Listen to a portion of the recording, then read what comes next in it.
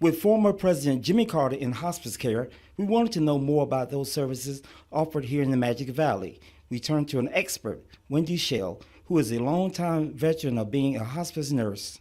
But specifically is taking care of somebody who has a terminal diagnosis. Typically it's 6 months or less. Two doctors really have to certify that they are terminally ill. And the teams go in and they provide comfort and support to both the patient and their family. I serve as a chaplain.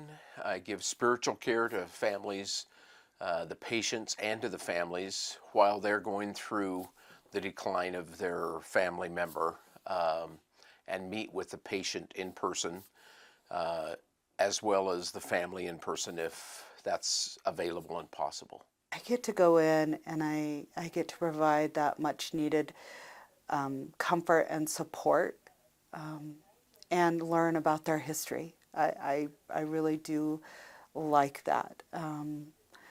I have the privilege of going in and making sure that they don't die alone or afraid or in pain. So if you're a patient here at Harrison Hope, you end up finding out that they offer more than anything that you can expect. They offer affordability and they offer care. I'm Kourtney Paige, KMVT News. Tony Traveler of Tony's 2T Auto is busy these days, keeping cars on the road versus in the shop. Cars are much like our bodies, and they just don't like the cold.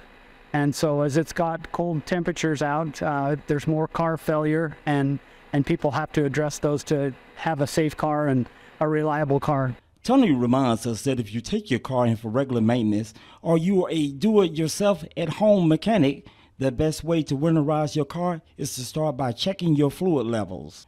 That begins with coolant. It's especially important to have the correct antifreeze water mixture to prevent fluid from freezing in your radiator. Consult your vehicle's owner manual for information on engine's oil. He says that some mechanics recommend switching to a thinner oil if you live where temperatures drop below freezing. Then there's wiper fluid.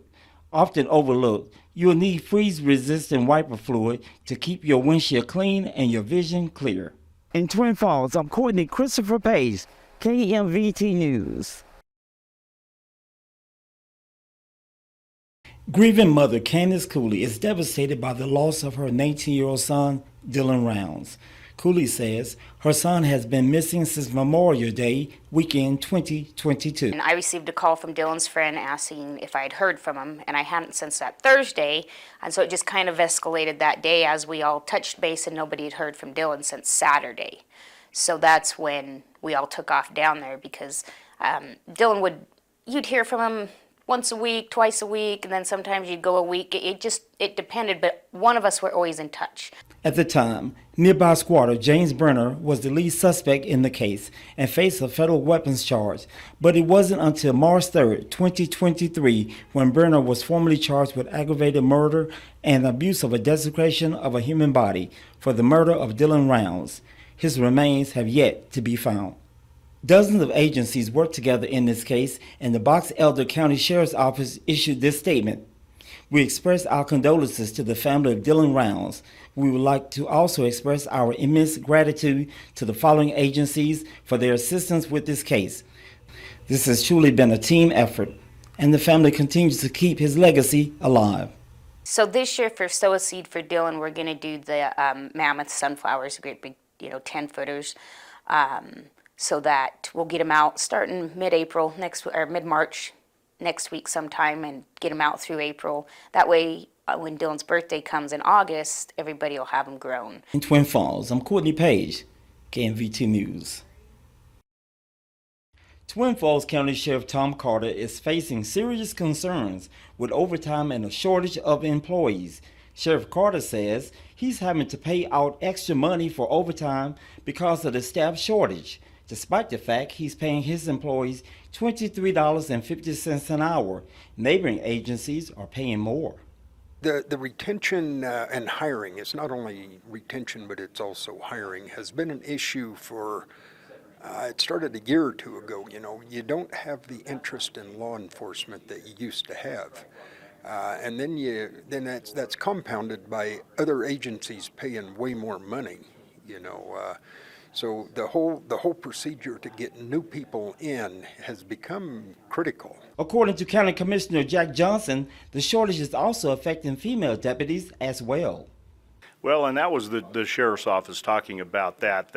Where they hold both male and female, they need a female deputy on every shift, and it's apparently extremely hard to find female deputies right now.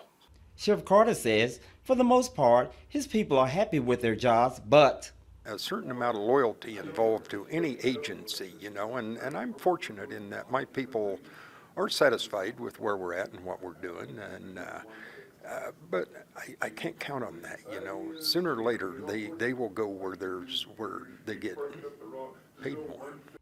Both Commissioner Johnson and Sheriff Carter agree on the fact they need more financial resources and more people to cut away from present-day overtime issues. In Twin Falls, I'm Kourtney Christopher Paige, KMVT News. Just the wrong time. Yeah. The Jerome Senior Center is grateful to St. Luke's for the recent $33,000 donation to the Meals on Wheels program. So yes, we do send the meals on the weekend to them, and we did it the entire time anyway. We just couldn't say, sorry, you can't eat Friday and Saturday and Sunday. So we had some people that donated specifically for the weekends, but now that St. Luke's has stepped up and helped out, it's awesome that they did that. Center Director Sheila Harmon shared with us her thoughts about the donation helping the community. But for her, it's not about the money. While meals cost $6 a person, a customer won't be turned away. You know, we're always trying to improve and get better and invite more seniors to come and have lunch with us. It's a suggested donation of $6 and you get a really big meal. But if you come and you don't have $6, you got 2 quarters, come and eat with us. We're okay. If you're over 60, we want you to come. With this donation, it will help feed seniors throughout June 30th. That's the cutoff date until the new fiscal year begins. We usually have between probably 35 and 45 every day for lunch.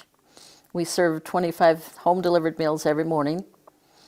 So, and some days you don't know. Some days it's cold and nasty out, 20 people show up for lunch. 2 days later, you might get 56. It's hard for the cook to know what to cook for, but she gets it done. In Jerome, I'm Kourtney Christopher Paige for KMVT News. John and Kim Spires of the Valley House Homeless Shelter credit their faith for their current journey. The Spires run the new Warming Center at Tapper Church as part of a new pilot program launched this year. Spires emphasized being able to provide a temporary fix to a serious situation like this isn't easy, especially when the overnight warming center closes daily at 5 a.m. A program this year, we're trying to figure out best practices, things that we need to do for next year, so etc., so that next winter, when time comes, we'll have a staff ready to go, we'll have longer hours, more nights will be available, but we really need the experience and the practice this year to really know what we're doing for next year. Spires emphasized just being able to provide a temporary fix to a serious situation like this isn't easy, especially when the overnight warming center closes daily at 5 a.m. 5 a.m., we have to go home. We all have jobs and whatnot. That means the people who are using the warming center that night, they have to go.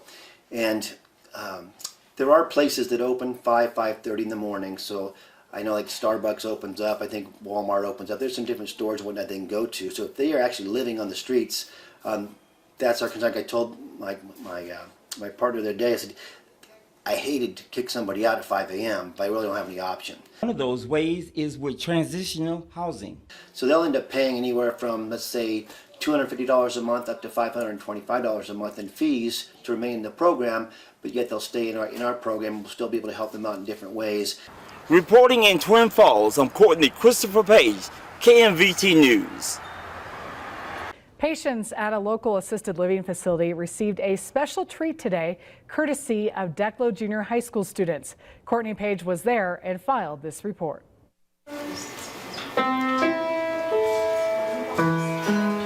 Seniors at the Parental Place Assisted Living Facility enjoyed the musical stylings of Miss Sophia playing the piano.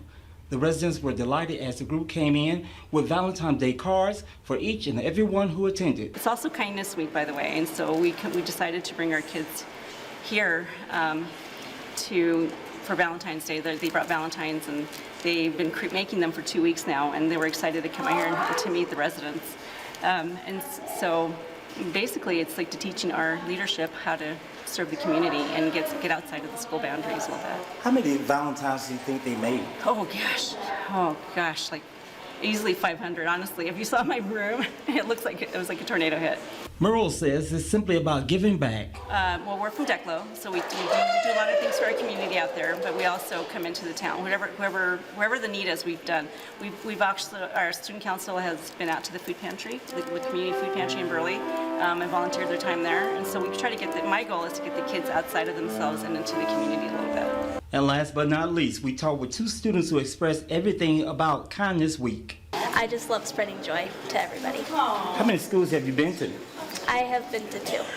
I just like getting into the community to do kind things and to help others. Kindness can be defined as the quality of being friendly, generous, and considerate, and that's something we share with each other. I'm Kourtney Paige, KMVT News.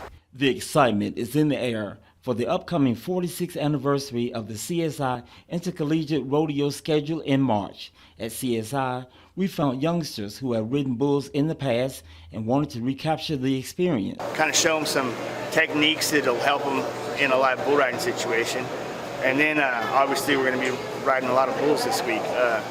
We usually buck about 350 to 500 head of bulls in the next 3 days here.